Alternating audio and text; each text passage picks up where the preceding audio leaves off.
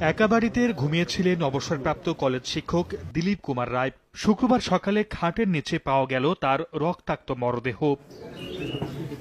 প্রতিদিনের মতো বৃহস্পতিবার রাতে নেত্রকোনা পৌর শহরের বড়বাজার এলাকায় নিজ ঘরে একা ঘুমিয়েছিলেন আবু আব্বাস ডিগ্রি কলেজের সাবেক প্রভাষক দিলীপ কুমার রায়। শুক্রবার সকালে ঢাকা থেকে বাসায় গিয়ে তার স্ত্রী দীপা রানী রায় বাইরে থেকে ঘর তালাবদ্ধ দেখতে পান। পরে তালা ভেঙে ঘরের ভেতর ঢুকে খাটের নিচে দিলীপ কুমারকে রক্তাক্ত অবস্থায় পড়ে থাকতে দেখেন। তাকে উদ্ধার করে হাসপাতালে নিলে চিকিৎসক মৃত ঘোষণা করেন। আইসা দেখে বাসায় তালা মারা, তো তালা মারা আমার বাসা পাশেরটাই। ওই আমার কাকি ডাক দিয়ে আনছে আইনা এখানে তালা ভাইনার ভিতরে ঢুকছে। যে ঘরে থাকে না উনি, ওই ঘরে উনি ছিল বিছানার নিচে, ওনার লাশটা ছিল। নির্ভেজাল মানুষ ছিল উনি, কারোর সাথে কোনো ছিল না। আমি চাই এর সুষ্ঠু তদন্ত।